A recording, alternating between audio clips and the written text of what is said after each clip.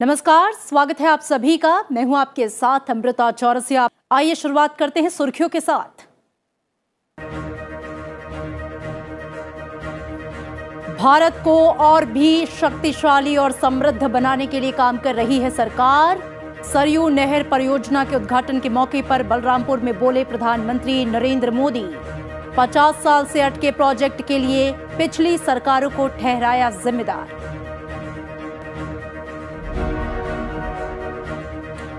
तालिबान के सत्ता संभालने के बाद अफगानिस्तान पहुंची भारत से चिकित्सा सहायता की पहली खेप।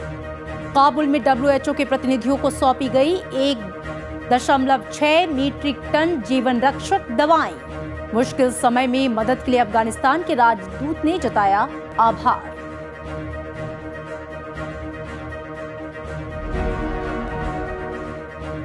ओमिक्रॉन के महाराष्ट्र में 7 और दिल्ली में एक नया केस आने के बाद देश में कुल 33 मामले। केंद्र सरकार ने सभी राज्यों से कोविड की स्थिति पर कड़ी निगरानी रखने का दिया निर्देश। देश में अब तक 132 करोड़ से अधिक कोविड-19 टीकाकरण।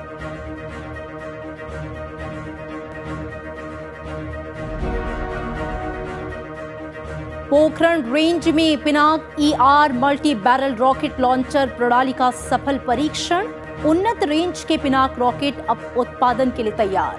DRDO और वायुसेना ने स्वदेशी stand of anti tank missile का भी किया सफल परीक्षण।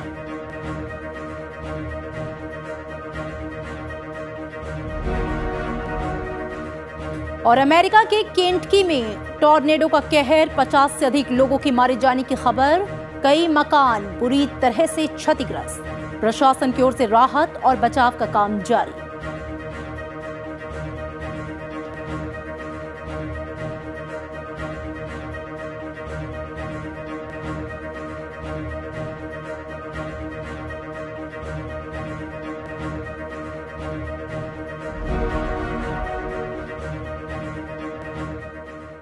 प्रधानमंत्री नरेंद्र मोदी ने कहा है कि उनकी सरकार भारत को और शक्तिशाली और समृद्ध बनाने के लिए काम कर रही है।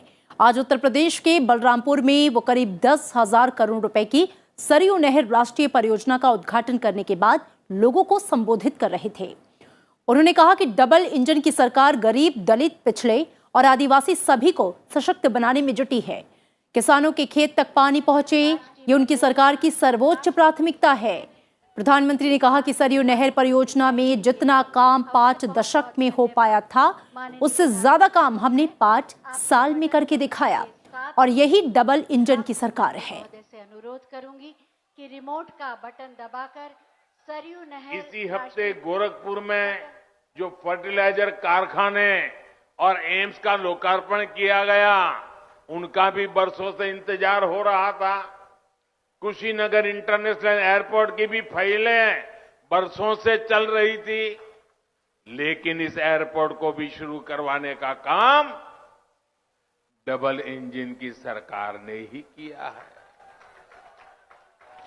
साथियों, हमारी सरकार किस तरह बरसों पुराने सपनों को साकार कर रही है, इसका एक और उदाहरण केन बेतवा लिंक परियोजना भी है। प्रधानमंत्री ने कहा कि जब 50 साल पहले इस प्रोजेक्ट का काम शुरू हुआ था, तब इसकी लागत 100 करोड़ रुपए से भी कम थी और आज करीब 10,000 करोड़ रुपए खर्च करने के बाद ये परियोजना पूरी हुई। पिछली सरकारों पर तंज कसते हुए प्रधानमंत्री ने कहा कि कुछ लोगों की प्राथमिकता फीता काटना है, लेकिन उनकी प्राथमिकता योजनाओं को समय पर पूरा करना है। पहले होना था 100 करोड़ में, आज हुआ 10,000 करोड़ में। जिन्होंने नहीं किया वे आपके गुनहगार है कि नहीं है? आपके गुनहगार है कि नहीं है? ऐसे लोगों को आप सजा देंगे कि नहीं देंगे? पक्का देंगे? मेरे प्यारे भाइयों बहनों, पहले की सरकारों की लापरवाही की 100 गुना ज्यादा कीमत इस देश को चुकानी पड़ी।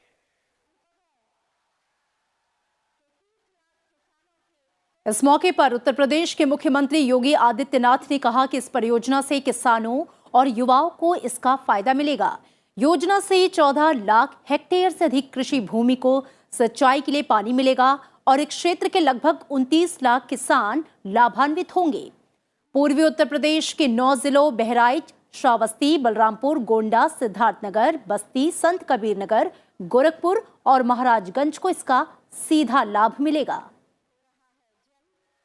इस क्षेत्र में पर्यटन की अनेक संभावनाएं बढ़ेंगी, किसानों की आमदनी आगे बढ़ेगी, यहां के नौजवानों को यहां से पलायन नहीं करना पड़ेगा। अत्याधुनिक खेती के माध्यम से सिंचाई की परियोजनाओं का लाभ उन्हें यहां पर प्राप्त होगा। राजधानी दिल्ली में कोरोना वायरस के ओमिक्रॉन वेरिएंट से संक्रमण का दूसरा मामला मिला है और इसके साथ ही देश में ओमिक्रॉन वेरिएंट से संक्रमित व्यक्तियों की जो कुल संख्या है वो 33 पहुंच गई।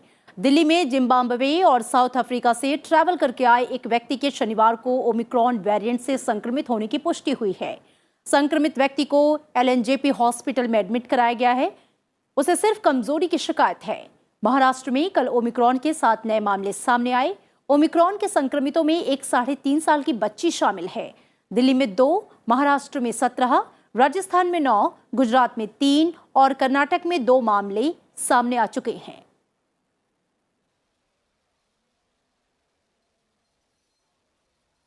केंद्र ने सभी राज्यों और केंद्र शासित प्रदेशों से कोविड की स्थिति पर कड़ी निगरानी रखने को कहा है। राज्यों और केंद्र शासित प्रदेशों के मुख्य सचिवों और प्रशासकों को लिखे पत्र में केंद्रीय स्वास्थ्य सचिव राजेश भूषण ने कहा कि अगर किसी भी जिले में केस बढ़ते हैं तो गहन निगरानी और स्थानीय स्तर पर आइसोलेशन की व्यवस्था की जाए। उन्होंने कहा कि मिजोरम, केरल और सिक्किम इन 3 राज्यों के 8 जिलों में पिछले 2 हफ्ते से मामलों में 10% की बढ़ोतरी दर्ज की गई। इसके अलावा राज्यों और केंद्र शासित प्रदेशों के 19 जिलों में 5 से 10% मामले बढ़े हैं। इन 27 जिलों में स्थिति पर कड़ी निगरानी जरूरी है। उन्होंने इन जगहों पर कोविड दिशा निर्देशों को सख्ती से लागू करने की बात कही। साथ ही 10% से अधिक दर वाले जिलों में रात्रि कर्फ्यू और विभिन्न आयोजनों के लिए सीमा तय करने को कहा है। राष्ट्रव्यापी कोविड टीकाकरण अभियान के तहत अब तक 132 करोड़ से अधिक कोविड रोधी टीके लगाए जा चुके हैं। कल 76,36,000 से अधिक टीके लगाए गए और इस दौरान 7,992 कोविड के नए मामलों की पुष्टि हुई, जबकि 9,265 मरीज स्वस्थ हुए। फिलहाल देश में 93,000 मरीजों का इलाज चल रहा है, जो पिछले 559 दिनों में सबसे कम है। संक्रमण से स्वस्थ होने की जो दर है वो 98.36% है।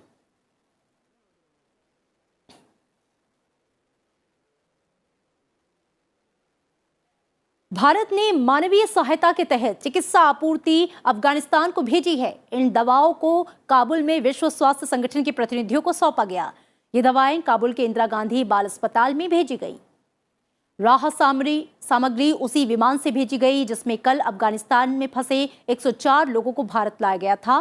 भारत में अफगानिस्तान के राजदूत फरीद मामुनदजे ने इस मामले में भारत के लोगों की ओर से उपहार करार देते हुए कहा कि 1.6 मीट्रिक टन जीवन रक्षक दवाएं कठिन समय में कई अफगानी परिवारों की मदद करेंगी। कल अफगानिस्तान से 10 भारतीयों और 94 अफगान नागरिकों को लाया गया था, जिनमें अफगान अल्पसंख्यक समुदाय के सदस्य भी शामिल थे। इस विमान में गुरु ग्रंथ साहिब की 2 प्रतियां और कुछ प्राचीन हिंदू पांडुलिपियां भी लाई गई। विदेश मंत्रालय ने कहा कि ऑपरेशन देवी शक्ति के तहत अब तक कुल 669 लोगों को अफगानिस्तान से निकाला गया है। इसमें 448 भारतीय और 206 अफगानी नागरिक हैं। इस वर्ष अगस्त के महीने में 438 भारतीयों सहित कुल 565 लोगों को अफगानिस्तान से निकाला गया।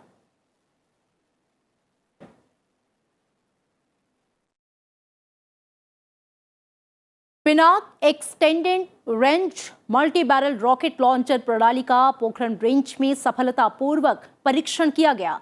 पिछले 3 दिनों में पिनाक ER एरिया डेनियल म्यूनिटिशंस और स्वदेश में विकसित फ्यूजों का विभिन्न परीक्षण रेंजों में टेस्ट किया गया। सटीकता और निरंतरता के उद्देश्यों को पूरा करने के लिए विभिन्न रेंज और युद्धक क्षमताओं के लिए 24 रॉकेट दागे गए। अब ये रॉकेट प्रणाली उत्पादन के लिए तैयार है। इसे डीआरडीओ और उच्च ऊर्जा सामग्री अनुसंधान प्रयोगशाला पुणे में डिजाइन किया गया है। पिनाक पुराने संस्करण का ही उन्नत संस्करण है। इसे उन्नत प्रौद्योगिकियों के साथ उभरती आवश्यकताओं को देखते हुए बनाया गया।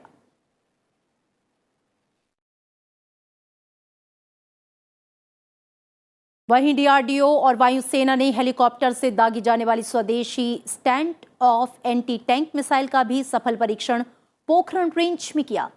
मिसाइल ने लक्ष्य पर सटीक निशाना लगाया। मिसाइल को आरसीआई हैदराबाद ने डिजाइन और विकसित किया है।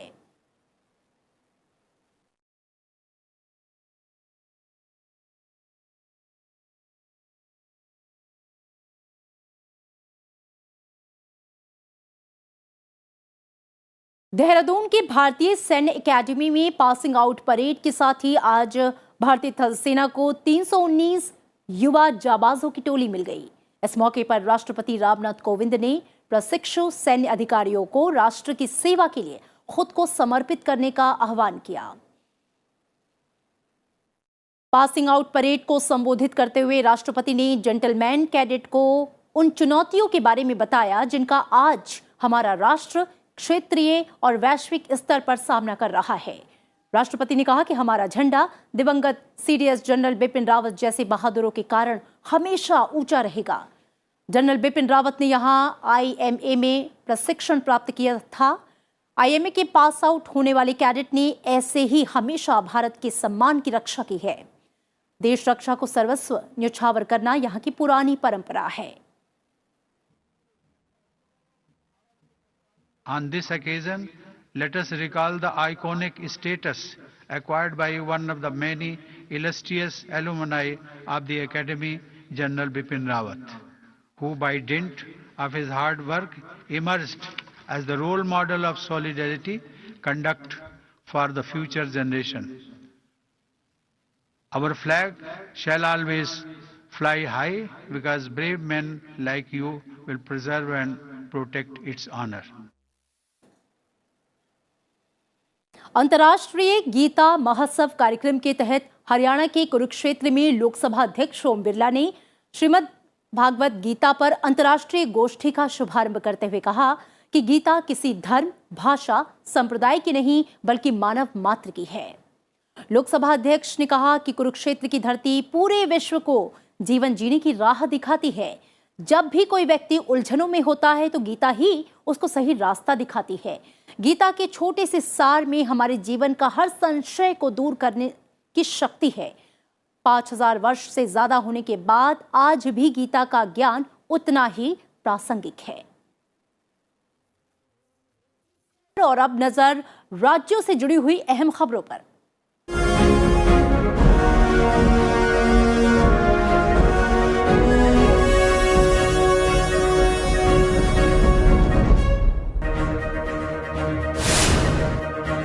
केंद्रीय गृह मंत्री अमित शाह ने अहमदाबाद के 16 के उमिया कैंपस में उमिया माता मंदिर की आधारशिला रखी। साथ ही उन्होंने 4 लेन रेलवे ओवरब्रिज और जल वितरण स्टेशन और गोटा में झील सौंदर्यीकरण परियोजनाओं का उद्घाटन किया। केंद्रीय मंत्री नितिन गडकरी ने एससीएल इंडिया 2021 का सम्मेलन करते हुए संबोधित किया और कहा कि भारत में सिस्टम के कारण अधिकतम परियोजनाओं में देरी हो रही है। इससे निपटने के लिए सरकार ने उनकी अध्यक्षता में एक कमेटी का गठन किया है।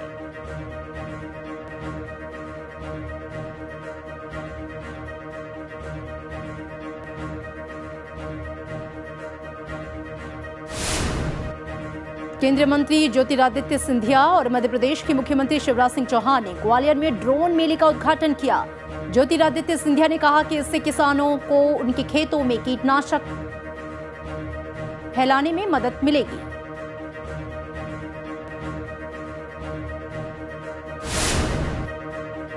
केंद्रीय मंत्री डॉक्टर जितेंद्र सिंह ने आज पणजी में 7वें भारत अंतर्राष्ट्रीय विज्ञान महोत्सव का उद्घाटन किया। उन्होंने कहा कि भारत विज्ञान और प्रौद्योगिकी में हो रही प्रगति के बल पर दुनिया में अग्रणी देश बनेगा।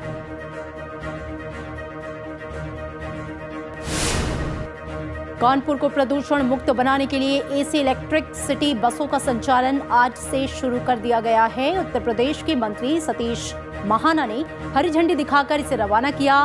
पहले चरण में 2 रूटों पर 20 इलेक्ट्रिक बसों को चलवाया गया।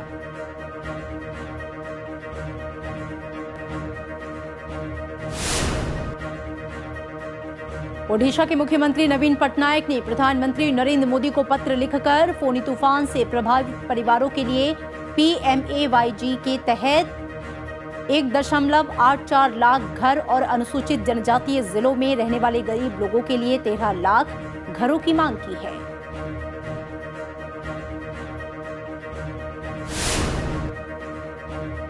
तमिलनाडु के मुख्यमंत्री M.K. स्टालिन ने आज बाढ़ प्रभावित कोलाथुर में लोगों से मुलाकात की और राहत सामग्री का वितरण किया।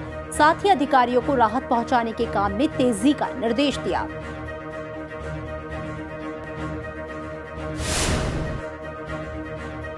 असम कैबिनेट ने नगर निकायों में महिलाओं को 10 वर्षों के लिए आरक्षण देकर उनका प्रतिनिधित्व बढ़ाने के लिए असम नगर अधिनियम 1956 में संशोधन करने का फैसला लिया है। इससे महिलाएं फैसला लेने की प्रक्रिया में अधिक असरदार ढंग से हिस्सा ले सकेंगी।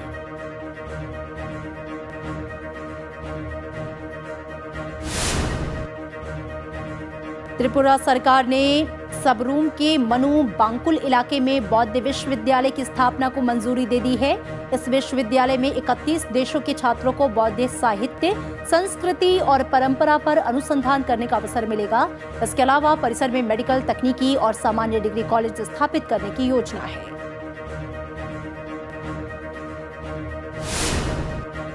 प्रधानमंत्री नरेंद्र मोदी 13 दिसंबर को वाराणसी में काशी विश्वनाथ कॉरिडोर का उद्घाटन करेंगे। इसके लिए तैयारियां शुरू कर दी गई हैं। कार्यक्रम के लिए अभी से लड्डू बनाए जा रहे हैं।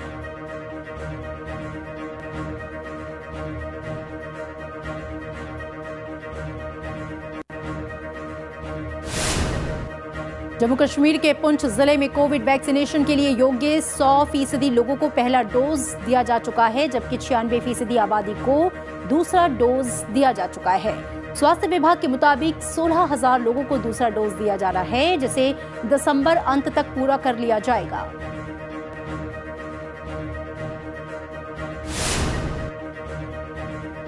कश्मीर में श्रीनगर सहित अधिकांश स्थानों पर पिछली रात मौसम की अब तक की सबसे ठंडी रात रही। यहां न्यूनतम तापमान जमाव बिंदु से कई डिग्री नीचे चला गया। पहलगाम में न्यूनतम तापमान -6.4 डिग्री सेल्सियस दर्ज किया गया।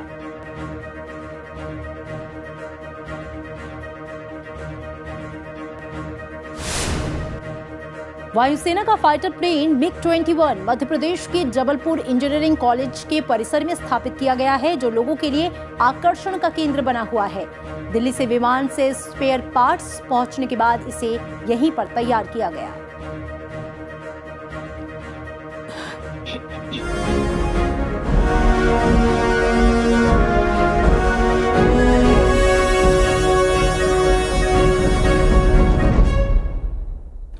तमिलनाडु के कुन्नूर में हेलीकॉप्टर हादसे का शिकार हुए 5 और सैन्य कर्मियों के शवों की पहचान कर ली गई है, जिसके बाद सैन्य कर्मियों के पार्थिव शरीरों को उनके गृह नगरों में भेजा गया। तमिलनाडु में कुन्नूर के पास हेलीकॉप्टर दुर्घटना में जान गंवाने वाले वायुसेना के जूनियर वारंट अधिकारी प्रदीप अरक्कल का पार्थिव शरीर शनिवार को ग्वालियर लाया गया। विदेश राज्य मंत्री V मुरलीधरन भी साथ थे। केरल सरकार में मंत्री और सीमा पर बड़ी संख्या में लोगों ने वायुसेना के दिवंगत जवान को श्रद्धांजलि दी।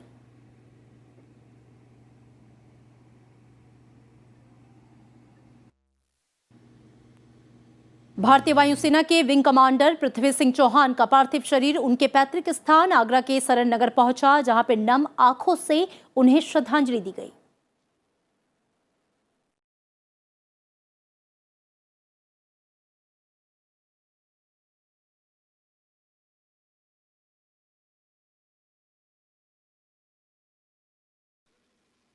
स्क्वाड्रन लीडर कुलदीप सिंह का पार्थिव शरीर आज झुंझुनू लाया गया। हवाई पट्टी पर स्थानीय सांसद नरेंद्र कुमार, विधायक रीटा चौधरी समेत वहां मौजूद लोगों ने पार्थिव शरीर पर पुष्पांजलि अर्पित की। स्क्वाड्रन लीडर सिंह की पार्थिव देह को भारतीय वायुसेना के फूलों से सजे एक ट्रक में पैतृक गांव घरडाना खुर्द ले जाया गया, जहां उनका अंतिम संस्कार सैन्य सम्मान के साथ हुआ।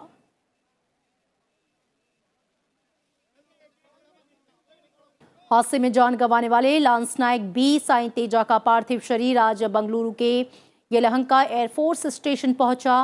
भारतीय वायुसेना के अधिकारियों ने येलहंका एयरफोर्स स्टेशन पर उन्हें श्रद्धांजलि दी।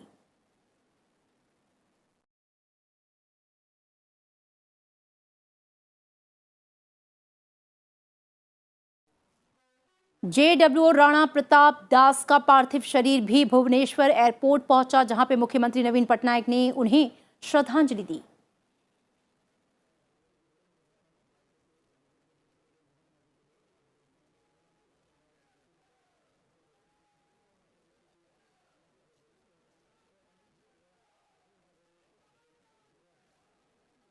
वहीं जनरल बिपिन रावत और मधुलिका रावत की बेटी कृतिका और तारिणी ने हरिद्वार में गंगा नदी में अपने माता पिता की अस्थियां विसर्जित की।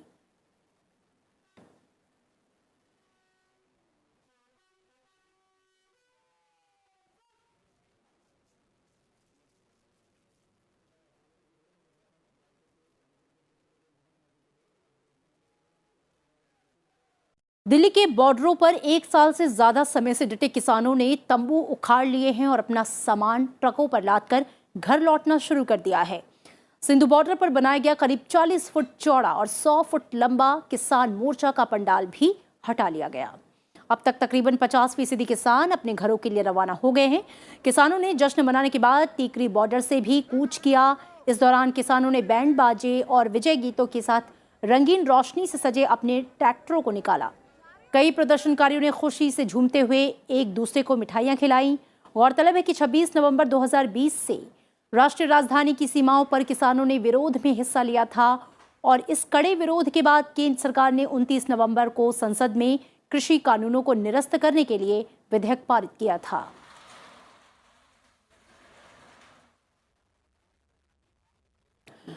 और इधर अमेरिका के कई राज्यों में टॉर्नाडो ने भारी तबाही मचाई है। केंटकी राज्य में तूफान के कारण बड़ी तबाही देखने को मिली।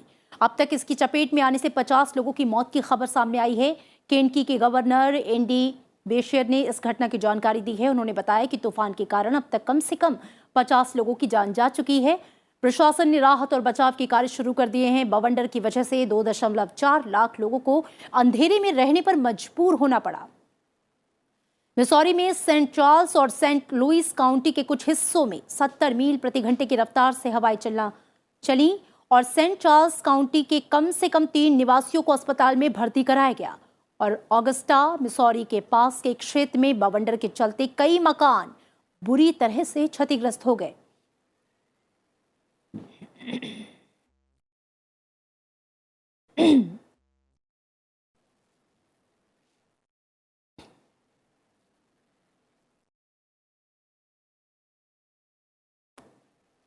अमेरिका ने चीन, म्यांमार और उत्तर कोरिया के कई लोगों और कंपनियों पर व्यापक प्रतिबंध लगा दिए हैं।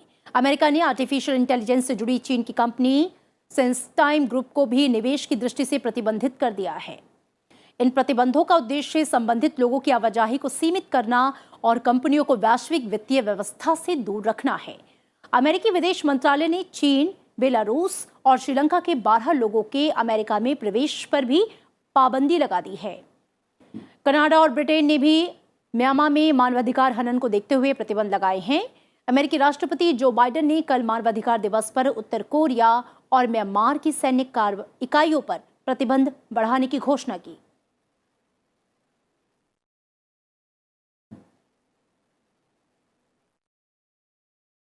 पूर्व राष्ट्रपति भारत रत्न प्रणब मुखर्जी को उनकी 86वीं जयंती के मौके पर देश अपनी श्रद्धांजलि अर्पित कर रहा है। लगभग 4 दशक से अधिक समय के अपने सार्वजनिक जीवन के दौरान प्रणब मुखर्जी ने देश के 13वें राष्ट्रपति के रूप में साल 2012 से 2017 तक अपनी सेवाएं दी। साल 2019 में उन्हें देश के सर्वोच्च नागरिक सम्मान भारत रत्न से नवाजा गया। राष्ट्रपति रामनाथ कोविंद ने आज पूर्व राष्ट्रपति प्रणब मुखर्जी की जयंती पर उन्हें श्रद्धांजलि अर्पित की। उत्तराखंड के राजभवन में प्रणब मुखर्जी की प्रतिमा के सामने राष्ट्रपति ने पुष्पांजलि अर्पित की। उपराष्ट्रपति एम वेंकैया नायडू ने पूर्व राष्ट्रपति प्रणब मुखर्जी को उनकी जयंती पर श्रद्धांजलि दी है। ट्वीट पर अपने संदेश में उपराष्ट्रपति ने प्रणब मुखर्जी को एक विद्वान राजनेता, बुद्धिजीवी और सर्वसम्मत निर्माता बताया।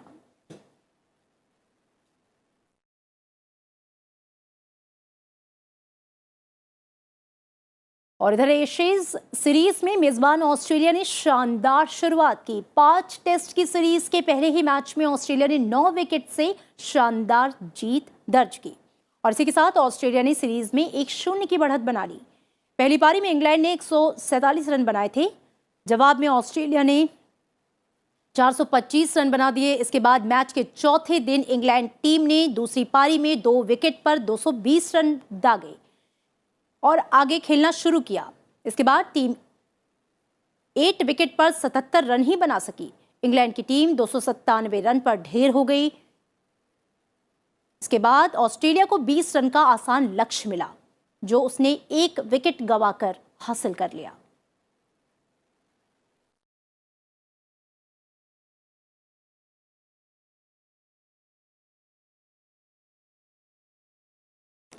श्री काशी विश्वनाथ धाम के भव्य निर्माण के बाद अब लोकार्पण की तैयारियां जोरों पर हैं। प्रधानमंत्री नरेंद्र मोदी 13 दिसंबर को श्री विश्वनाथ धाम जनता को समर्पित करेंगे। उससे पहले नए रूप में दिख रही है काशी। आइए चलते चलते आपको छोड़ जाते हैं काशी विश्वनाथ कॉरिडोर की भव्य झलकियों के साथ। मुझे दीजिए इजाजत, नमस्कार।